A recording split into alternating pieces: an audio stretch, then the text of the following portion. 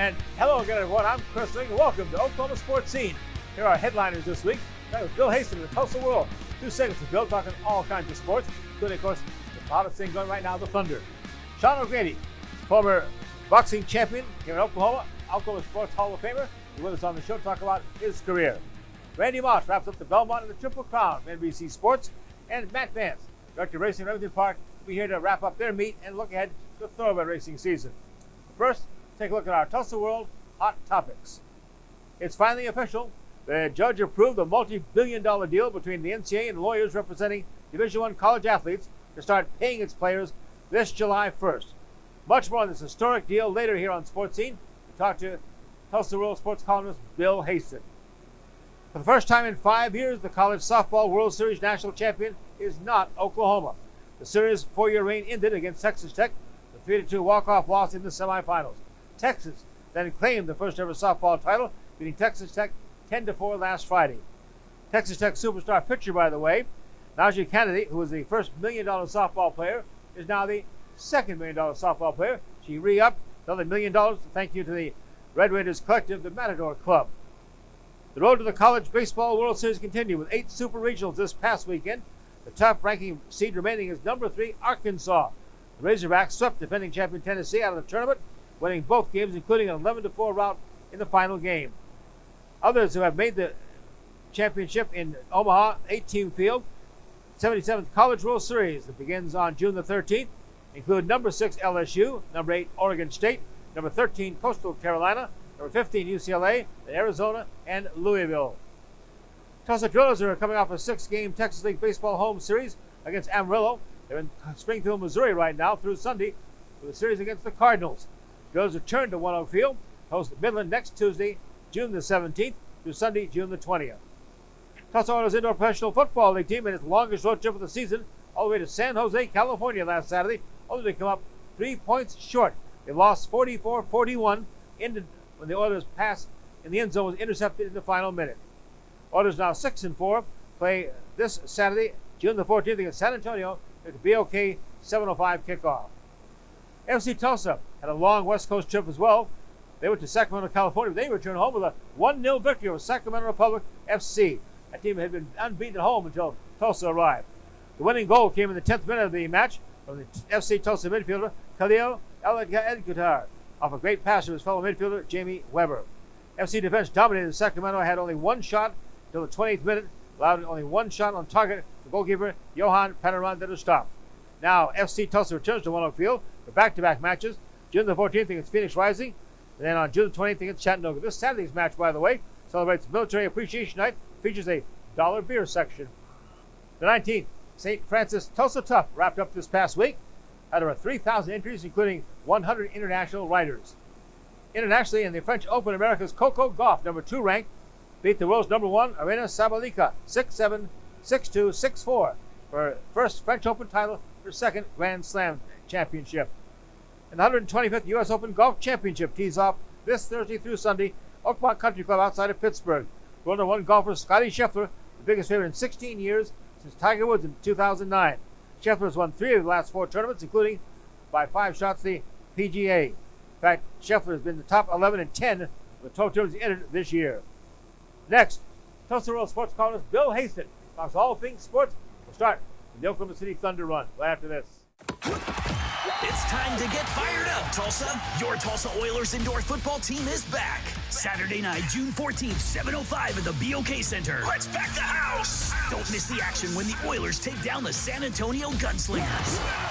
The first 1,000 fans get a free adult jersey. This is your chance to experience the lightning-fast, hard-hitting, pad-popping excitement of professional indoor football.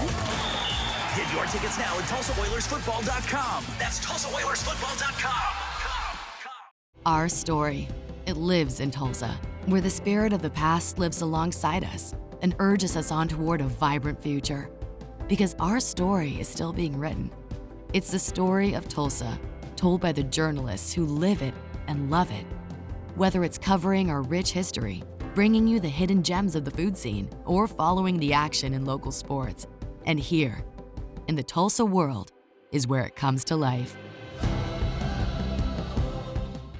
The Wee Street Ice Center, the coolest place in town, is the only place you can skate like the pros. With 2 rinks, there's always time to strap on the blades and hit the ice. The Wee Street Ice Center at 43rd and Yale is your family fun destination. Try out the game simulator rooms or hit the arcade. When you get hungry, grab a bite at Puck's Sports Bar and Grill with delicious food, great drink specials, and more. It's Midtown Tulsa's coolest entertainment center. Wee Street Ice Center, the coolest place in town. Come get your skate on.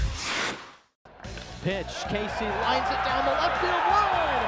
Drillers win! Baseball, fireworks, food, and family, it's all in Tulsa at One Oak Field. Score your Drillers season membership today with plans and prices fit for every fan. Whether you want to catch every game or select nights, we know you will have a great time at the ballpark. We're proud to offer a variety of membership options, so don't wait. Contact a Drillers rep who will personally help you find the right plan for you. It's all in Drillville for 2025.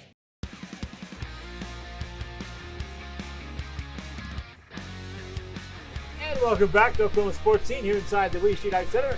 Great friend Bill Haisten, sports columnist for Tulsa World, is joining us here. The guy covering the Oklahoma City Thunder beat for the playoffs here. Just had the game tonight. We tape on Monday night, so it airs Wednesday, Friday, Saturday, so we've got to keep up with you. But some of your impressions of the start of this final series with Indiana Pacers. Well, I thought game 2 was, they're all important, right? Every game is its own storyline and its own circumstances, but I thought game 2 was critically important for Oklahoma City because I thought, man, you had every advantage imaginable in game 1. Yeah. You're a heavy favorite, you're fully loaded, no injuries to speak of. The energy in the building, Chris, was unbelievable. It was like, it was every bit as loud, and the vibe was very comparable to what it was during the Durant Westbrook years. Wow. Very much so. In fact, it was the loudest for sure that I've been in the building since, those years, since the Durant Westbrook years. So you had every imaginable advantage. You led all night. You let Indiana hang around. And then Indiana takes the lead on that Halliburton shot with 0.3 of a second remaining. It's the only time all night Indiana led. Indiana steals game 1. So I thought game 2 was massively important because honestly, I just thought if Oklahoma City messes around and loses this ball game, because all you did in game 1 was double Indiana's confidence, right? Sure. Indiana had to say, we can win this, right? Yeah. I don't think Indiana would ever have said, we're hoping to win this. I think they would have expressed confidence before the start of the series. But did they really, really believe they could beat Oklahoma City? Well, you win game 1, then you think, yeah, we can. Okay, so I thought it was just massively important to win game 2 because I don't think Oklahoma City would have won the series had game 2 ended badly. Wow, yeah. Well, yeah, you got to beat them 4 out of 5 times. I don't know. I don't see that. Yeah. So, but last night was, SGA did what he always does. He got 34, which you think, well, that's so impressive. Well, it is, except that that's what he does every night. So then you have to say, okay, who other than Shea is going to have a special night? Well, it happened to be Alex Caruso and Aaron Wiggins. You get 38 off the bench from those guys. Wow. Fantastic contribution from those two guys. You got a better night from Chet Holmgren. You had a solid night from Jalen Williams, but what you got from those guys off the bench was, to me, the difference in the ball game. To get more points out of Aaron Wiggins and out of Alex Caruso than Indiana got out of Tyrese Halliburton was a big deal. And for that matter, Chris, Tyrese Halliburton only had 1 bucket through the first 2.5 quarters of the ball game. So it was a much, much better night for Oklahoma City. Of course, the scene shifted now to Indianapolis with the games as we tape this show Wednesday and Friday night. They come back to Oklahoma City for sure for game 5 at least. But your thoughts on going to Indianapolis, the Pacers home court? It's a hot gym. It's allowed. They're all at. It's an arena in the NBA that I would really like to visit sometime. It's a really cool design. Not that has any bearing on anything, but it's really a classic field house. It looks like an old. It's obviously a fairly new gym, but it has a very cool retro design, and they call it a field house for a reason. It's designed like an old field house. Great crowds there, great fan engagement. big crowd noise, you're going to have that anyway. Denver, you had it, and Yeah. they overcame it there. Yeah. So here you go. I just think, you know, Oklahoma City won there during the regular season. Oklahoma City swept Indiana during the regular season, and Oklahoma City is better and deeper than Indiana. So go act like it, but don't let Game 3 slip away. Then you've got the same dilemma you had in the previous series, where you had to go win Game 4 at Denver to keep from falling down 3 games to 1. You know, interesting, we had some local ties. We hosted that Tulsa Public Schools Athletics Hall of Fame 13th edition this past week. And one of the guys that couldn't be there, and they keep trying to vote him in the Hall of Fame, is Kevin Pritchard. A little busy. The former Edison High School grad is a president of the Indiana Pacers, and their D3 coach, right, is also a former Edison Eagle, Tom Hankins. Yeah. No, we saw, in fact, one of the very first people Barry Lewis and I saw as we checked into we went to one of the downtown hotels to get our credentials. Right. And I hear, hey, Bill Haisten, and it's Tom Hankins. Oh, my. And with all that sea of people, there's Coach Hankins. And so Coach has had since, you know, Coach Hankins was a long time assistant of Scott Sutton's at Oral Roberts. In fact, they're brothers-in-law. Their wives are sisters. Okay, yeah. I think. I'm 99% sure that's right. But Tom now has had several years in professional basketball. I kind of wonder if there's not a lot of college coaches now thinking, might enjoy a career in pro basketball with the way college basketball is so messed up now. But and Kevin Pritchard has been a really, really good NBA executive for many years. Yeah. Well, Bill, many have said that if the Oklahoma City Thunder do go on and win their first NBA championship, it'll be the biggest event in the history of Oklahoma sports in this state. Well, we've had some great moments, obviously, with 47-game win streak and national championships. Right. But this would be the biggest because of the international exposure. Well, I mean, I would say it would be the most celebrated for sure, because people on both sides of the Bedlam fence are cheering for the Thunder. Yeah. If OU wins the national championship, the OSU people, some of them are like golf applause, and some of them are like, I don't give a bleep. Yeah. But then it would be the same way on the other side. But with it being the Thunder, and I had said for a long time, I thought Kevin Durant was, at the time that he left here, before he left here, was the most popular, not only sports figure in Oklahoma, he was the most popular person in Oklahoma. And that's because the OU people like him. Yeah. The OSU people loved him. The Tulsa people, everybody loved Kevin Durant. Everybody loves the Thunder. So I hadn't really thought about it. Would it be the biggest ever? I mean, I think back to what this state, or at least a big part of this state, was like in 2000 when Bob Stoops ran the table. It was a big deal. Yeah. Anytime OU football has a special season, it's a big deal. OSU had a chance in 2011. That would have been an amazing deal. A Final Four run for a Kelvin Sampson or an Eddie Sutton team, a big deal. This is a different kind of a dynamic altogether. A big league championship in the state of Oklahoma. Wow. 25 years ago, unimaginable that would even be a possibility, and now I'll be surprised if it doesn't happen. And they said, no surprise, Bill, the ratings were the worst in decades, down 20% in the finals. Two teams that are they call flyover states. We don't care. Well, I mean, I'm sure. Like, if you go back to like the day that the Mavericks traded Luka to the Lakers, Luka Doncic. Yeah. And I bet you that the network executives were texting each other saying, oh, baby, let's have Boston and L.A. or let's have Boston and the Knicks. Yeah. Holy cow. Yeah. It would be, the ratings would have been a blockbuster for either of those series. I didn't even mention LeBron. Luka, and the Lakers versus either one of those East Coast teams would have been a massive ratings explosion. And so, you have two small, like one of them's 19th in the country in population, one of them's 40 something, and so flower states, Bible Belt states, whatever you want to call it. But I mean, anybody who really appreciates basketball, well played basketball, they're watching it.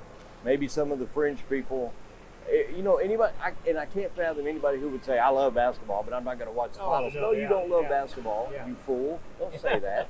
I mean, really. Exactly. I hear that. I hear that from people like, I love basketball, but I don't watch till the playoffs. So what do you mean you don't love basketball? Yeah, right. Or football or whatever we're talking about. So, I mean, I'm sure Adam Silver would like to have better TV ratings, but it's a compelling series with compelling people in it. Shea, Tyrese Halliburton, and interesting coaches. And so, I'm cool with it. I got no problem with it. I'll watch. When we come back with Bill Haisten of the Tulsa World, talking about that new multi-billion-dollar settlement with the NCAA and college athletics. It's going to change the world forever right after we take this break.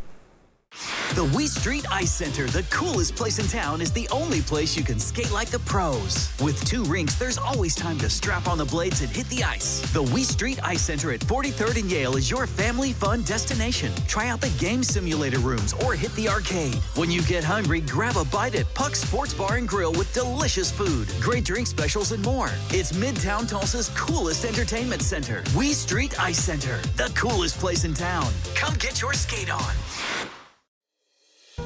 Founded in 1960, Ed Bashira's Formal Wear and Fine Clothing has been dressing gentlemen for over half a century. We are family owned and operated, offering premium brand tuxedos and accessories in our Tulsa store on South Harvard. Bashira's also does made-to-measure suits, sports coats, dress shirts, and slacks, and a top line of sportswear.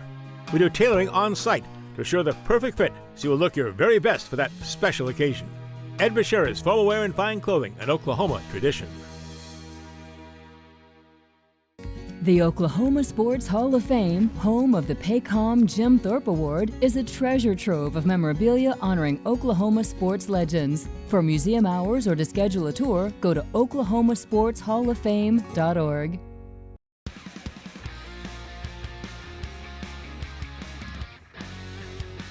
We're back on the Sportscene with our senior columnist, the Tulsa World, Bill Haisten, the award-winning Hall of Fame guy.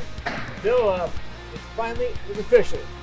June the 6th, the federal judge, Claudia Wilkins, signed off on the multi-billion-dollar lawsuit, which again, of course, the NCAA lost, which they always lose lawsuits. Well, technically they didn't lose, they settled. But you said as we were going to the break, this is a landscape changer forever and ever, and it is. Although what it really does is it sets some parameters and some guidelines, but the money that at least that we're talking about this first year has been speculated on for a long, long time. So there wasn't any surprise there.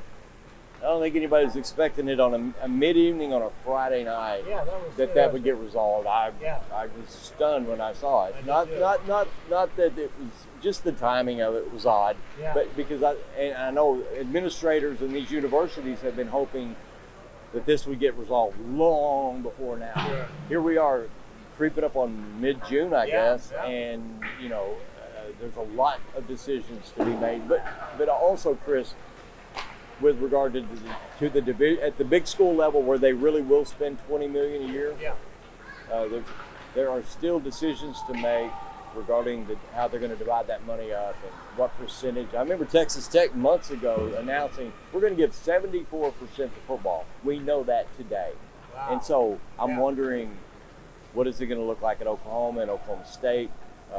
How are smaller schools like Tulsa and Oral Roberts, how are they going to handle their NIL? Obviously, it's a completely different dynamic for them. Oral Roberts has been, I wrote about it yesterday, they've been ahead of the curve on this for 4 years. Wow. They have had an NIL strategy, and not just a strategy, but they've been doing NIL. And you'd say, well, it's kind of a modest NIL, but it's been a real NIL at Oral Roberts for 4 years. Wow. And TU, really honestly, until Justin Moore was hired as the AD last year, really TU seemingly didn't have a real strategy. So OU and OSU have had a lot of time to prepare for this, and now but ultimately, I mean, you're relying on outside sources to some extent to fund that big pot of money. Now you can apply university funds to these payments, which that's the big difference now. You don't have to have the collectives anymore. You just pay these guys. And how is it going to be? So the $2.8 billion earmarked to retro pay have effect to 2016. Right. I mean, I should learn more about this, and maybe it just has to do with the eligibility window of the people who kind of got involved in the suit as to why they drew the line at 16. Because I remember joking at one time, why wouldn't Newt Rockney's great-great-grandchildren say, I want to get paid now. I want Newt Rockney ought to get paid, or the Notre Dame guys of the 110 years ago. I don't know.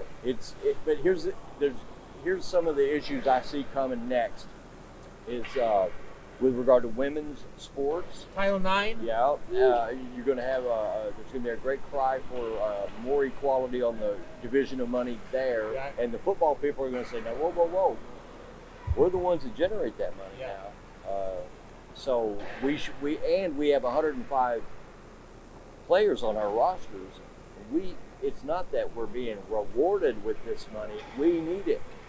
We need the lion's share of that money to make ends meet for football, to be competitive in football. So there's going to be lawsuit after lawsuit after lawsuit, which I hate that part of it, but it's coming. You know, interesting too, the 5 power conferences, SEC and Big Ten leading the way, and launch a new enforcement organization called the College Sports Commission to oversee new rules around the revenue sharing, roster limits, NIL, name, image, likeness. It sounds like it has no shot. No. Well, right, because, I mean, it's like having a police force of 3 people for a city of 10 million, you know, right? And how do you police these athletes can still get NIL and situations outside of the school, right? They can still get an NIL from a car dealership or whomever. Or the Matador Club at Texas Tech. But it has to be approved. Okay. Right. So, okay, you're going to have a group at the NCAA or whatever of how many people to police this? Come on now. It's kind of a fantasy. In a perfect world, it sounds great. It's just not realistic or applicable, I don't think, to pretend to be able to police all of this NIL movement. Well, it's always time to talk football in Oklahoma. If I just check in, Bill, we're now this Saturday, June the 14th, 70 days away from the start of the college football season. 70? 70. Week 0 comes up on August the 23rd, and we have 2 Big 12 teams in action. Iowa State and Kansas State going to double in Ireland in that Aer Lingus game. And Kansas will host Fresno State to get things started. Then the following week, August 3rd, it's kind of week 1. And actually, our teams get underway with Oklahoma State on the 29th. They'll be hosting Tennessee Martin. Then the next day, it'll be a team getting action. OU, OSU. Interesting season coming up. Right. Well, I mean, and the high schools get underway on the 28th of August. 28th is the Thursday. It'll be Owasso Bixby. Wow. 29th is the first big Friday night. You know, so it starts with a sprinkling of some interesting games early, and then by really, I mean, that's what I love about high school football is they don't mess around. When they get into their season, you have a rematch. Well, this is just one example, but you have a rematch of the 6A1 championship game right out of the gate. Wow. Again, Owasso Bixby. So, but yeah, here we go. I mean, there's not a whole lot seemingly expected of Oklahoma State in the Big 12. But how could anybody know that? Really, with a rebooted roster, I had no idea what to expect. And for that matter, OU, they're both rebooting at quarterback. They're both rebooting across the board on the roster. Also, the brand new head coach, of course, first time. Right. I honestly kind of feel like I may have a better feel for what to expect at TU. Oh, really? Yeah, I do. Now, was enthusiasm. Well, because they were terrible last year, and they were terrible, and their spirits were broken. And Trey Lamb has done a great job of breathing life back into the program. So I feel like Trey Lamb and TU have a chance to have a fun season. That's the best way to put it. Before I let you go, and I've got coming up next one of your favorites, Sean O'Grady, or champion of the world in boxing, the Oklahoma Sports Hall of Famer. I know you have good thoughts on Sean O'Grady. I love Sean O'Grady. I got to know him really well the last 25 or really 30 years. Saw him fight as a young guy, lightweight champion. Only been 2 Oklahomans who were world boxing champions, and that was Sean O'Grady 43 years ago as a lightweight, and Tommy Morrison in 1993 who beat George Foreman for the WBO championship in Las Vegas. But Sean O'Grady is, I've said it and will always say that he's maybe the most underrated, truly great and accomplished athlete in Oklahoma history. I love Sean O'Grady. He was a tremendous fighter. Started at like 14 as a pro fighter, but Sean O'Grady in his prime was a technically beautiful fighter, and just a gutsy kid, and a very classy, brilliant guy who was really good on TV. That's right. For USA Network, did their Tuesday night fights for a long time. Bill Haisten, Tulsa World. Coming up next, get ready, is the champ, Sean O'Grady. You get to meet him right after this. Yeah. It's time to get fired up, Tulsa. Your Tulsa Oilers indoor football team is back. Saturday night, June 28th, 7:05 p.m. at the BOK Center. Let's pack the house. Don't miss your chance to see all the action live. The first 1,000 fans get a free Tulsa Oilers Aloha shirt. This is your chance to experience the lightning-fast, hard-hitting, pad-popping excitement of professional indoor football. Get your tickets now at TulsaOilersFootball.com. That's TulsaOilersFootball.com. Founded in 1960, Ed Bashira's Formal Wear and Fine Clothing has been dressing gentlemen for over half a century.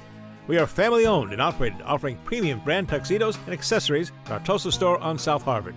Bashira's also does made-to-measure suits, sports coats, dress shirts, and slacks, and a top line of sportswear.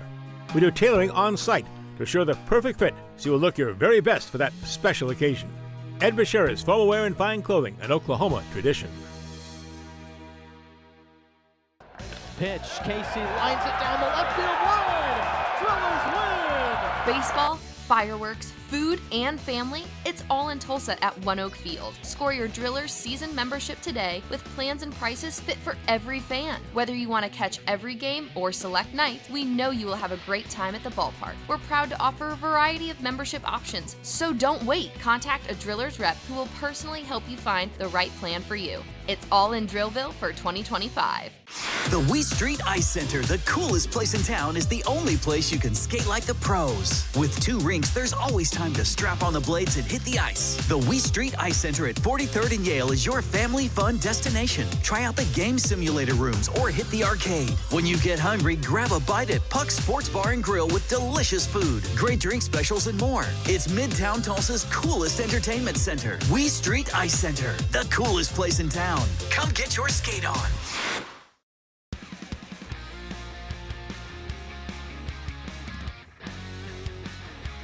He's the former lightweight champion boxer of the world. And our good friend Sean O'Grady, a member of the Oklahoma Sports Hall of Fame.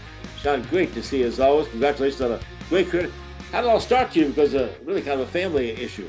Yeah, it was my parents were boxing promoters. I grew up around the sport. My parents promoted boxing every 2 weeks. My gosh, think about that for a minute. Every 2 weeks they had a different fight, different fighters. They had different guys from Oklahoma. So my dad was creating a business in Oklahoma, and the business was boxing. He is the one who taught people. He promoted in other cities too. We promoted in Las Vegas and promoted in Los Angeles and Long Beach and all over LA, and then promoted in I was born in Austin, Texas. So but that was my dad's jam. He loved promoting. He was a promoter, and he taught people how to in Oklahoma, taught people how to be judges, how to be referees. He taught people how to be boxers. He taught people how to be fans. He taught the fans how to cheer for their fighters. I mean, my father it was just incredible that he had all this knowledge, and he taught so many people how to not just box, but how to watch boxing, how to score boxing, how to all the elements of the sport of boxing. That my father gained this knowledge, and he taught other people how to do it. So he was really, and that's how I learned to box, is from my parents. At age 20, you won your first title bout, 15-round unanimous decision. You won Arturo Leon. Tell us about that bout. Oh my gosh, Arturo Leon was the name kind of speaks for itself. He was a lion in the ring. He was unbelievable, strong. I hit him with everything I could, and he just kept coming. He was a bull in the ring. He he'd fought many top fighters, and it was a real testament to my abilities at that time, because he was a step above me. So for me to get into that category of boxer, and after that fight, I won the championship, the United States championship, Right. and that gave me a propulsion so that I could be a champion then. And I knew I could be a champion. In 15 rounds, I got cut in the first round over one eye. I think it was 14 stitches. I got cut in the other eye, the second eye. I got cut, 16 stitches. So I had this gash right across my head, and kind of a halo effect.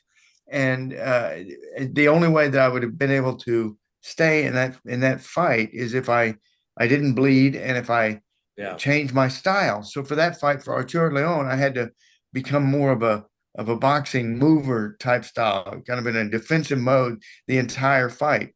And I'll never forget what he taught me in that fight, and that was to move and to be a different kind of fighter. So that's what I remember mostly about that. And when it was over, I was so thankful that I was the United States champion, and representing the U.S. For world fights. Well, then you went to Glasgow, Scotland, November 1980. It was the WBA lightweight championship bout, and ran into some problems right at the start with a headbutt. Oh yeah, that one too. Is we were constantly battling back and forth, me and this guy named Jim Watt. Jim Watt was the champion. I was fighting in Glasgow, Scotland. Glasgow, Scotland was a very dangerous city, and because of my family name and my family background, the people of Glasgow did not like me at all. I always wanted to go. I wanted to fight people like Jim Watt, the great champion from Glasgow. I wanted to fight him because I wanted to get his fans. I wanted them to be my fans. Yeah. Well, that's not how it works in sports. That's not how it works. If you beat a guy, his fans don't become your fans. That's not the way it works. Hey, they don't like you. Yeah. So, and his fans did not like me. And because of my heritage, Irish Catholic, because of my heritage, the fans of Glasgow did not like me. In fact, I remember they caught me every time I leave my hotel. People would use field glasses to follow me around, and it was very scary. And they called me, the newspaper there called me the American. It was right when Dallas was there. Remember that show, Dallas? Oh, yeah. And they played the video in America where Who Shot JR. I never watched Dallas. I still haven't watched Dallas. But they were all asking me when I went there, because we had our Oklahoma swag on, and we were representing Oklahoma, and they were all asking me, who shot JR? JR was one of the characters on Dallas. And I didn't know. I never watched the show, but they were like, who shot JR? Very colorful career. Came to end 1983. You retired to the ring at the young age of 23. Incredible record. Just really amazing. 81 wins and 86 fights, 70 wins by knockout. And I know you'd hoped along that range for a title fight with Sugar Ray Leonard. He retired before you did. And what were your plans after that? I heard you even thought about you want to be a doctor. Yeah, I did, and I did go back to school, not to be a doctor, but I went back to school. And after my boxing career was over, and I was very fortunate in that I had another career lined up, and that was in broadcasting, and that went pretty well. But what a tough thing to do, that. Yeah. I'm not telling you anything. And I wanted to be Chris Lincoln. Hey, what would your name be if you're a boxer? If you're a boxer, what would your name be? Chris Lincoln. Chris, one punch Lincoln. That'd be one shot, one punch. Right. Yeah, I mean, one punch to knock him out, or one punch is all you take. Got a heck of a career as an analyst in boxing. I remember watching that, but also been very successful in thank you. Delta's work and stuff. So, Sean, I know really proud. In 2003, elected the Sports Hall of Fame. That's right. 1992, you were in the World Boxing Hall of Fame, and then this just this past May 11th, elected the Golden Gloves Hall of Fame. Sure. Yeah, that's great. And next time I come to Philadelphia, I'll be inducted into the Atlantic City Boxing Hall of Fame. And the Atlantic City is where I won my championship. And I had many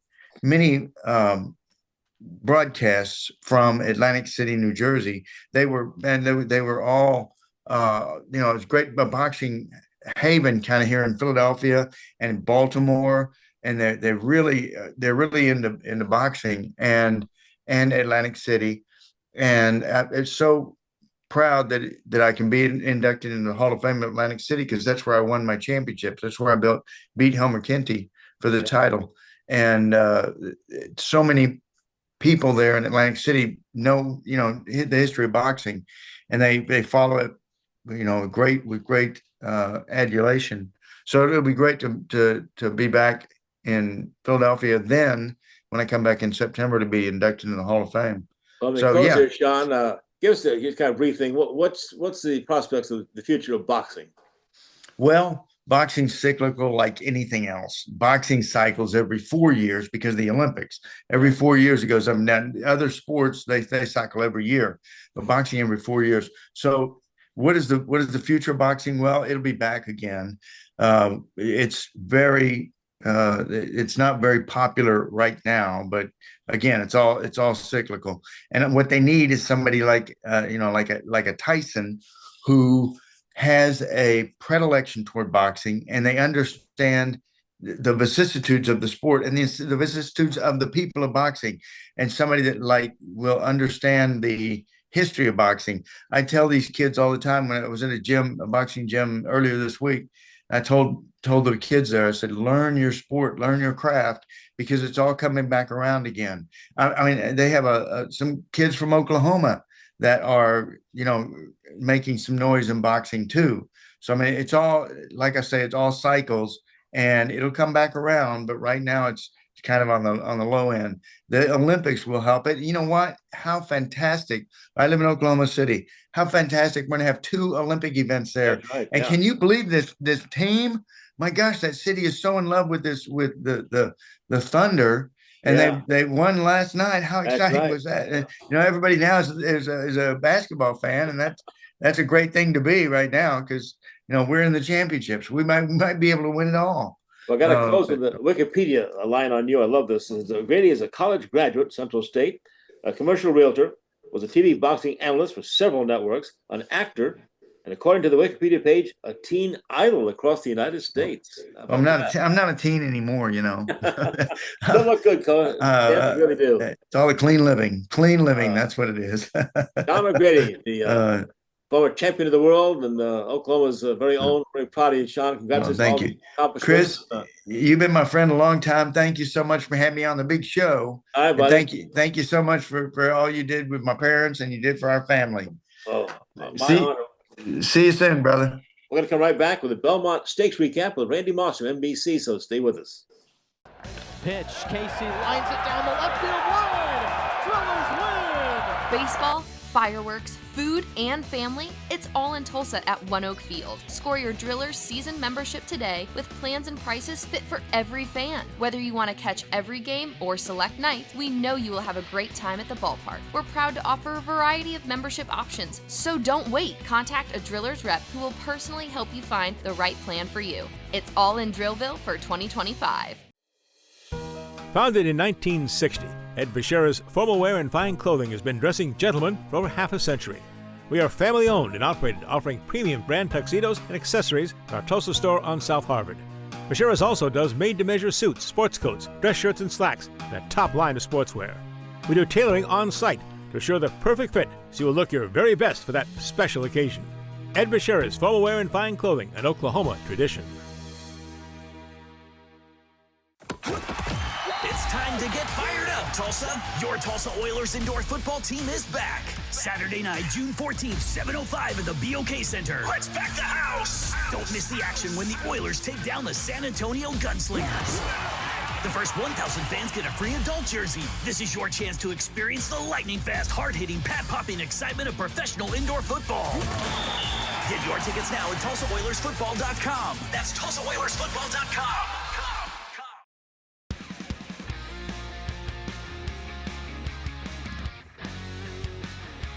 Sovereignty angles out to try and run him down. It's a rematch of the Kentucky Derby as they come to the 8th ball, and here comes Sovereignty. Sovereignty goes right by Jerome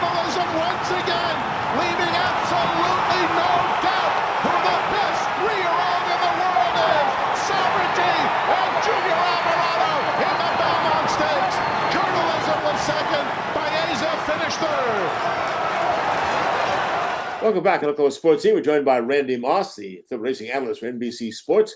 Like me, watched the Belmont Stakes this past weekend, the final jewel racing's Triple Crown. And Randy, I tell you, the experts had this one nailed. It was a repeat of the Kentucky Derby. It was Sovereignty, the Derby winner, the Preakness winner of journalism, and it was a race that did not disappoint.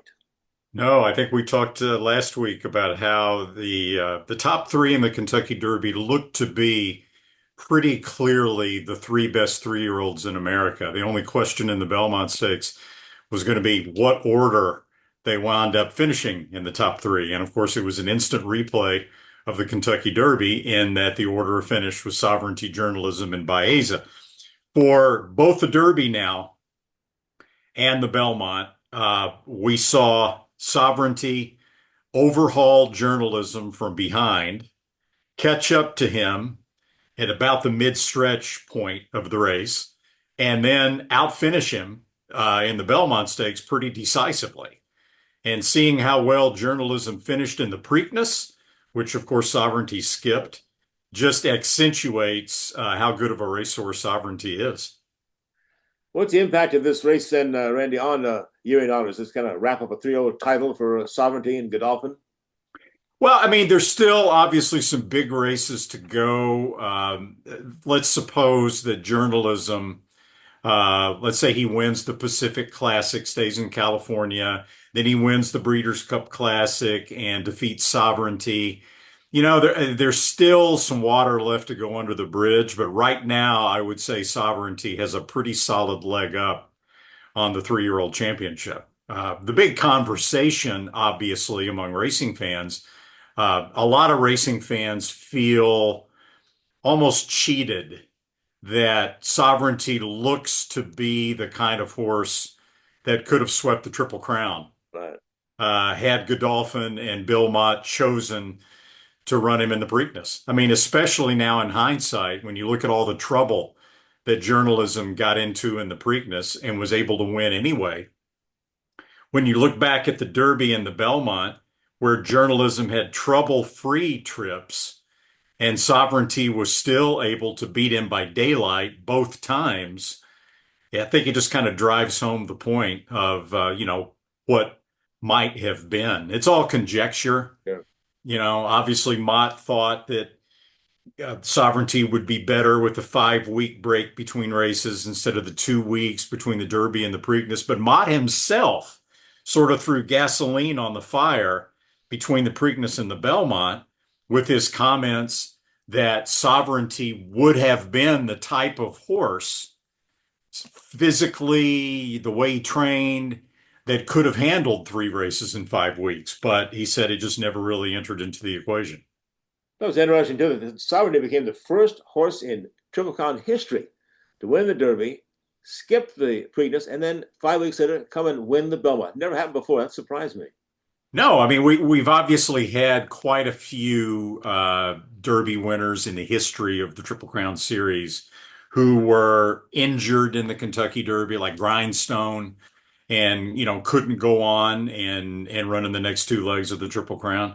We've had some where the trainers, usually California trainers like Eddie Gregson and Gato del Sol, or even Cam Gambelotti with Spin the Buck, who opted to run in Jersey for the Preakness instead of the Preakness for the second leg of the Triple Crown. But yeah, you just don't see very often. It's a sign of the times.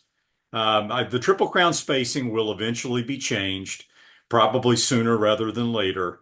But until then, I'm just afraid that we're going to see more and more of these situations in which, trainers opt, even Derby winning trainers opt to skip the Preakness and wait for the Belmont. Yeah, the issue is not, Chris, that horses are incapable of running 3 times in 5 weeks. Obviously, Journalism ran a heck of a race on Saturday in the Belmont. Probably, just as good as he ran in the Kentucky Derby or the Preakness, in my opinion. The question the concerned trainers have, is if they run their horses, the modern day racehorses, 3 times in 5 weeks, plus all the Triple Crown prep races going into the series, what will they have left after that? Right? I mean, Typically, horses don't run as well nowadays in the third leg of the Triple Crown when they run in all three. But look at all the horses we've seen that competed in all three legs of the Triple Crown that just weren't the same or didn't run at all after the Triple Crown. And I think that was the primary concern that Mott and Godolphin had about sovereignty. Because he's owned by Sheikh Mohammed, they are, strongly want to run him in the Dubai World Cup next year as a 4-year-old and show off sovereignty, to Dubai. Yeah. And if they had run him in all three legs, I think there was a concern that he might have gone the wrong direction after that grind. Randy, what do you think of the next big races for these big two? Any chance they might meet in the Travers? Yeah, I mean, you could see them, come back in the Travers. My thought would be sovereignty will be pointed for the Travers. If your journalism, if you're the Aaron Wellman camp, Eclipse Thoroughbreds, and you're Michael McCarthy, you've already lost twice to sovereignty.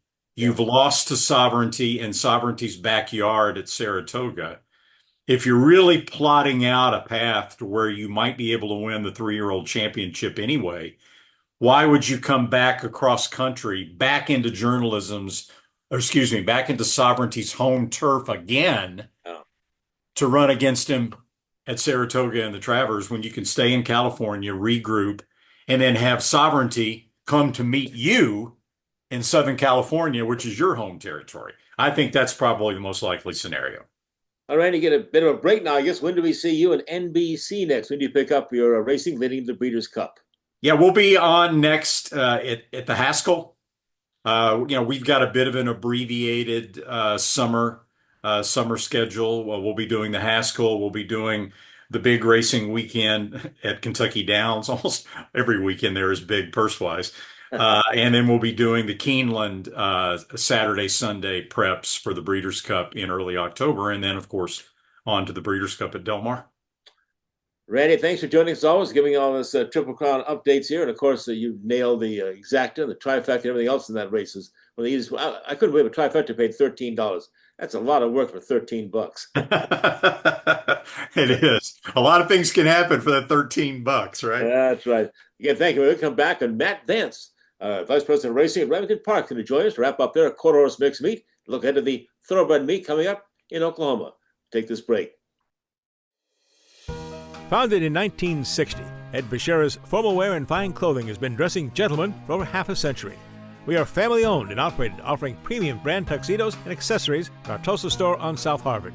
Bashira's also does made-to-measure suits, sports coats, dress shirts, and slacks, and a top line of sportswear. We do tailoring on site to assure the perfect fit so you will look your very best for that special occasion. Ed Bashira's Formal Wear and Fine Clothing, an Oklahoma tradition. Our story. It lives in Tulsa, where the spirit of the past lives alongside us and urges us on toward a vibrant future. Because our story is still being written. It's the story of Tulsa, told by the journalists who live it and love it. Whether it's covering our rich history, bringing you the hidden gems of the food scene, or following the action in local sports. And here, in the Tulsa world, is where it comes to life.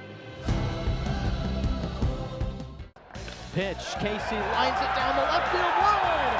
Drillers win! Baseball, fireworks, food, and family, it's all in Tulsa at One Oak Field. Score your Drillers season membership today with plans and prices fit for every fan. Whether you want to catch every game or select nights, we know you will have a great time at the ballpark. We're proud to offer a variety of membership options, so don't wait. Contact a Drillers rep who will personally help you find the right plan for you. It's all in Drillville for 2025.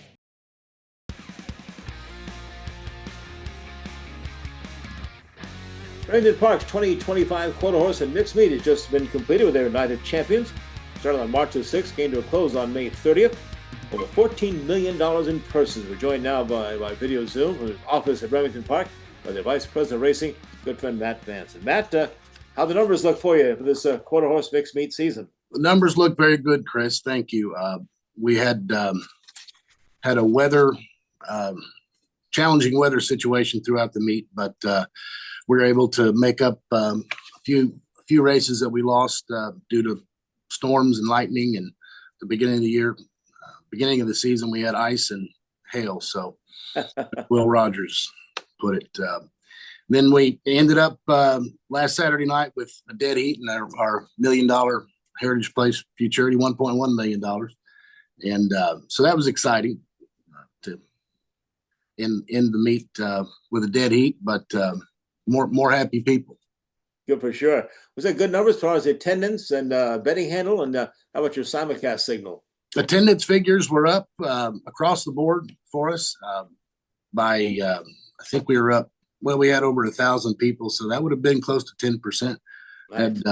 Had just over 10,000 people here on track, and handled $200,000 on track, which is a big number these days for live money on track. And then we handled over $1 million export. So altogether, that's a 17% increase over the previous year, and that's very good. You know, you've always been known as the best quarter horse meet in the country. You still offer the most purses for the quarter horses?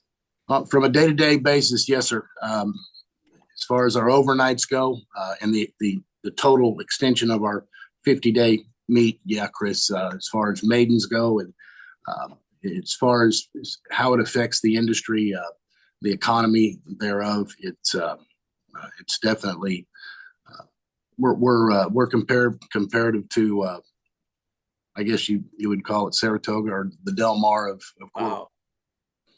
That's so, for sure. Yeah, well, how about now? Let's talk about some of the other things Remington Park offers. I think it's a lot of fun. You got some great promotions, and one of the favorites of the fans, of course, is that Extreme Race Day charity that was held back on April 13th. Had over 25,000 people. Wow. Probably our second or third biggest Extreme Day, which is always the biggest attendance day of the year, but being a family event, and it's difficult to get a head count on that, but we were able to count 25,000 through our doors, and we don't have turnstiles anymore because we no longer charge admission. But it was a big day altogether, and then just 2 weeks later we had Kentucky Derby Day, and that may have been our biggest single revenue day in the history of Remington Park. As far as the racing goes, Derby wagering was way up, and it's a good weather day for us here. And so we had that spills over into our casino, so that's always huge. We had our hat and bow tie contest, and all the things that make Kentucky Derby great. So it was a good season numbers wise, and attendance figures are up. So nothing to complain about right now.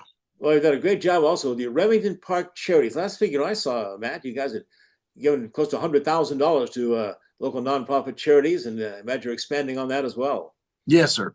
Thank you. The people that on our charitable committee do a great job of putting that together, and we can kind of conclude that in September with our Remington Park Riders Cup golf scramble. It's always very popular with all the vendors and jockeys and personalities that come out for that right across the street here at Lincoln Park Golf Course. What's the economic impact of this Remington Park racetrack on the state of Oklahoma? Well, the industry, economic industry, or the economic impact that we participated in with the industry, it's well over, and this is the horse industry, which racing is a key component of. I believe the last one that we did, Chris, it's been a few years ago. It's $3.8 billion to the state's economy. So agriculturally, it certainly speaks a lot for the state of Oklahoma. Dr. Matt Vance, Vice President of Racing, Remington Park, also has his double duties at Lone Star down in Grand Prairie, Texas. But Matt, what's planned for the offseason now? Anything new when the fans show up for the thoroughbred season starting in August? Well, I'm taking this sport coat off as soon as we're finished, and I'm going to go out get on a blade or a piece of machinery and go around the racetrack with my track superintendent as we work on the racetrack. And we're still happy that we're one of the safest racetracks in the country, and that starts literally on the ground, on the surface itself. So we're doing some improvements to the track and the turf course, and might be breaking news for you, Chris. We're going to add a new stake race to our stakes calendar for this upcoming thoroughbred season. that starts August 8th. But on Oklahoma Derby Day, we will, and you might remember this, Chris, and I thought about it when we were coming up with names, but it's going to be the Great West Turf Sprint, $250,000 stake, 3-year-olds and up going 5/8 on the turf.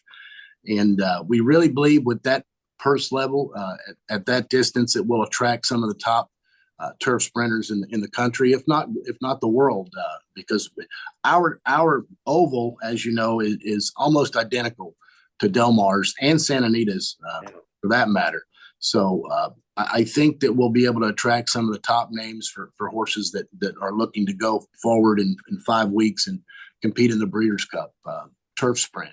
So certainly hope we can attract some of the best. I know we'll attract some of the best quality in the country in that condition. And hopefully we'll see some Euros show some interest too. Matt, enjoy the break. You guys in your team is going to earn it. Dale, Dave, Rich Leonard done a great job with us on Remington Reports. We really appreciate it. And Thoroughbred season at Remington Park, August 8th through December 20th.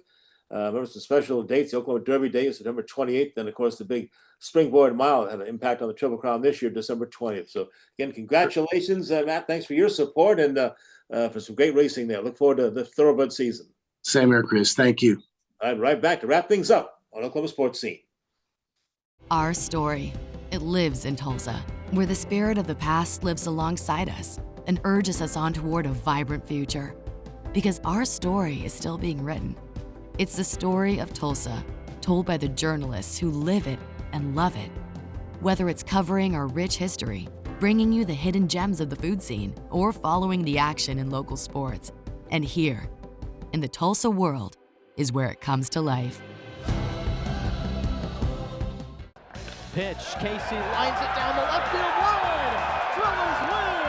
Baseball, fireworks, food, and family, it's all in Tulsa at One Oak Field. Score your Drillers season membership today with plans and prices fit for every fan. Whether you want to catch every game or select nights, we know you will have a great time at the ballpark. We're proud to offer a variety of membership options, so don't wait. Contact a Drillers rep who will personally help you find the right plan for you. It's all in Drillville for 2025.